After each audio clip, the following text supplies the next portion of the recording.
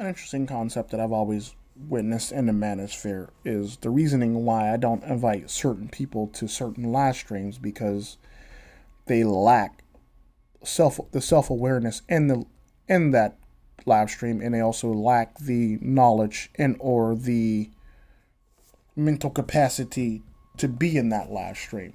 This is typically why I don't invite a lot of people to certain live streams, or certain live streams are set up for certain people, basically, or to revolve around certain people, because I've always found it interesting when certain people speak on certain things, that's all they know. They're like one dimensional, maybe two dimensional. But the sad part about that, you very rarely get a person that is four dimensional or six dimensional or seven dimensional when it comes to it.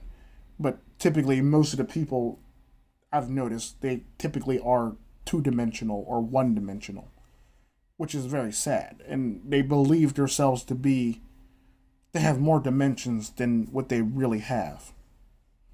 This is Vedic Ghost. Like, subscribe, and share. The problem with people is their ability to believe that they possess this greater knowledge or this greater ability to be able to keep up with other people, even if they don't. If they don't, and the sad part about that is they lack the active listening skills that they need to actually keep up, or they don't listen at all, or they, it kind of reminds me of the black girl. Are you finished? Or they, are you finished? Where they clap their hands and do this shit, basically. Because the sad part about that, they're not listening. And typically what I say to people like that is, never present your argument to people who won't comprehend it or that's not listening, because it's just stupid and it just devalues your argument. Or, if you're going to present your argument, at least try to dumb it down several times so the person can understand it. It's typically how I've always operated. But the sad part about that is you get a lot of people who think they're amazing and they end up finding out that they're not that amazing. Or they lack the ability to stay on topic, or they lack the ability to keep an interesting conversation going. And their conversation skills are limited to certain things. Like, a good example of that is, I always talk about, when I talk about things, I talk about things based on my experience because English isn't my first language.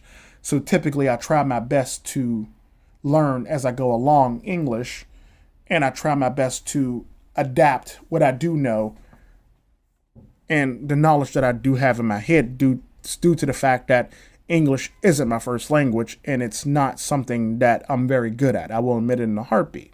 However, people think I'm good at it, or people think I suck at it, or this is why, because it's not my first language. It's probably my 16th. So I try my best to, with the words that I know, put it out there versus what I know in my head and the words that I actually know, to actually put it out there for people to understand is the best way I can actually put it.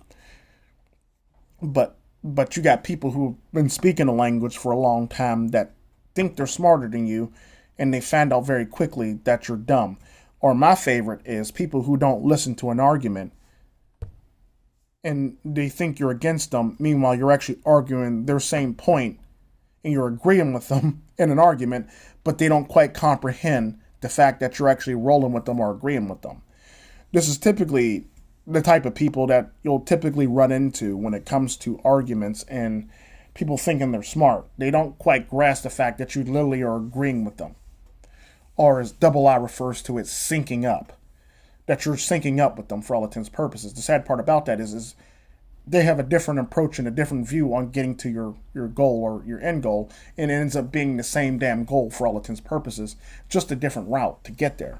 And people hate that. People don't seem to get when somebody's actually on their side versus when somebody's actually against them, and they think people are against them for this reason, which really sucks at the end of the day. Because you should never feel as though somebody's against you if they're not really against you. But at the end of the day, it's one of those things where you have to understand and actually pay attention and process the conversation or topics and things that are coming out of people's mouth. And you literally have to listen. You have to actively listen to what the person's actually saying. so you can fully understand and fully ingest what they're actually saying. Because the sad part about that is, let it be attention span or somebody just being ADD or hyper or ADHD. Typically, the problem with that is you run into problems where you don't get all the information and you just assume that somebody's going to say something because you're not paying attention to what they're actually saying. Because it's sad, but it's so true that it actually happens that way. And when it comes down to it, it's like you have your own views and all, but at the end of the day, this is why this is reality and this is why this is science versus what you're trying to say. And the sad part about that, there'll be various topics that I'll be very good and versed in, and there's various topics that I'm not good and versed in, and I know this, and I'm willing to learn and expound upon those things to where I'm actually not as good as other people, and but people don't see that, and people always think, well, you're so smart. Like, no, there's other things I need to learn, and that's the thing. When it comes to things like this, there's always a ever learning process. The minute you stop learning, you become very narrow minded or shut off from knowledge. And you never want to receive knowledge. And you can't use I'm set in my own ways as an excuse for the fact that even people that are set in their own ways are willing to learn different things for all intents and purposes, or learn how to do something more efficiently.